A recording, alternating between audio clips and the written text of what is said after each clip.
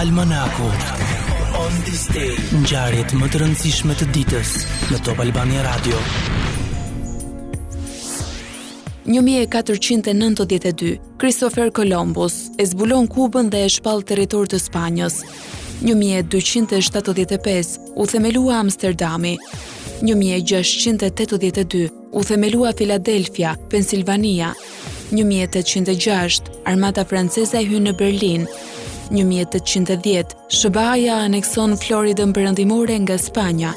1920, Liga e Kombeve transferon Selinë në Gjenevë. 1954, Benjamin Davis, u zgjodh afroamerikani i parë, generali i forcave ajrore amerikane. 1962, duke refuzuar të urdhërohet për gjuajtje në një siluri bërthamor në një anije luftarake amerikane, zëvendës admirali Vasilij Arkhipov parandalon luftën bërthamore. 1978, presidenti egjiptian Anwar Sadat dhe kryeministri izraelit Menachem Begin shpallën fitues të çmimit Nobel për paqe. 1991, Turkmenistani merr pavarësinë nga Bashkimi Sovjetik. 1992, radioudhëheci ushtarak i armatës amerikane, Allen Schindler Jr., u vra brutalisht nga bashkushtarakët për shkak të qenurit homoseksual. 1995, ish kryeministri italian Bettino Craxi u akuzua për korrupsion.